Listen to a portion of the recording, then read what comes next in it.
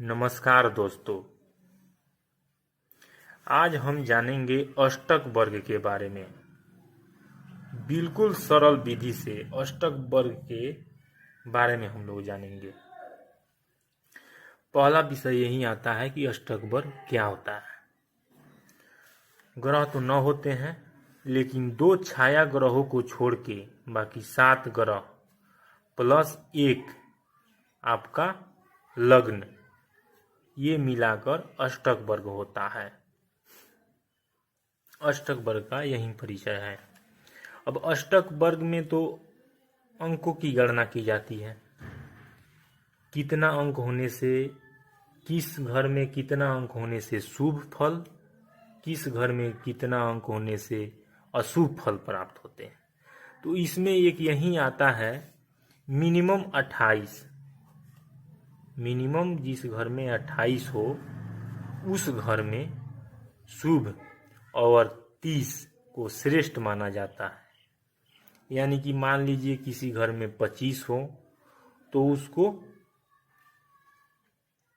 और एक चीज इसमें और आता है 24। 28 से कम 24, इसके बाद फल देना बंद कर देता है, 24 तक फल देता है। और इसमें यही है कि 24 से 28 के बीच इसको शुभ मान लीजिए माना जाता है और 30 को श्रेष्ठ माना जाता है। छठा घर, 8वां घर और 12वां घर। 12वां घर में कम हो, जितना अंक कम हो उतना श्रेष्ठ माना जाता है, उस आदमी का कुंडली श्रेष्ठ माना जाता है। जैसे यहाँ पे छठा घर में 22 है, 8वां घर में 30 है और 12वां घर में 25 है। तो इसमें तो एक में ज़्यादा है, एक में ज़्यादा है। इसमें एक और चीज़ आता है कि हाँ, 2 घर में कम हो ग्रह, अंक कम हो, वो श्रेष्ठ माना जाता है। एक में चल जाता है, उतना नहीं देखेंगे, लेकिन 2 में कम होना ही होना चाहिए।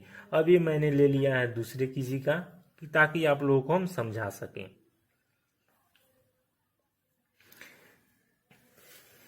इसमें 9th घर, 10th घर, 11 और दूसरा घर, ये जितना ही ज्यादा अंक होगा, इसमें जितना ज्यादा अंक होगा उतना ही अधिक श्रेष्ठ माना जाएगा। 9th घर में 28 से ज्यादा हो, 30 हो, 30 तो सर्वश्रेष्ठ है, 30 हो या उससे ज्यादा हो या 28 से ज्यादा हो।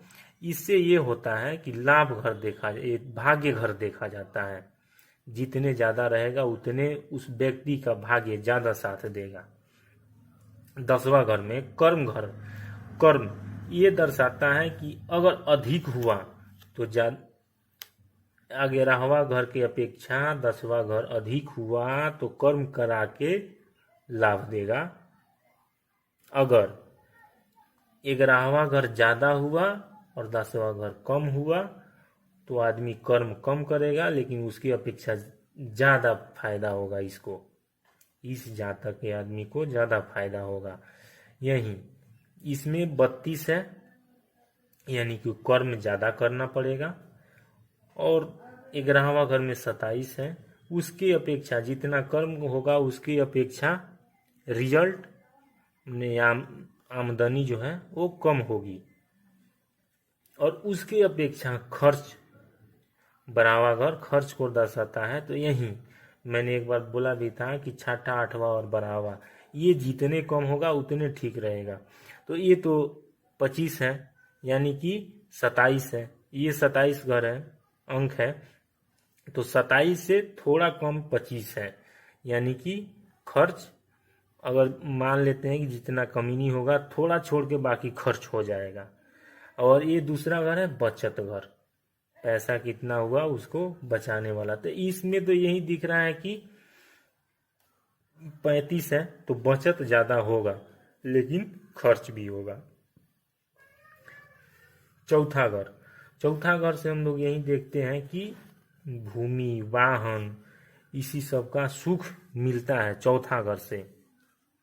मकान का, भूमि का, वाहन का, इसमें 28 अंक हैं। यानी कि ये एवरेज है लेकिन ठीक है। इस जातक के आदमी को भूमि वाहन का लाभ मिलेगा। इसमें यही देखा जाता, अगर 28 से कम रहता तो इस जातक के आदमी को भूमि का, वाहन का लाभ उतना नहीं मिल पाता जितना 28 में मिलेगा, या इससे अधिक रहेगा तो मिलेगा। यही है अष्टक वर्ग में अंकों का गुणा गणित। बिल्कुल सरल विधि से आप लोग जान पाए।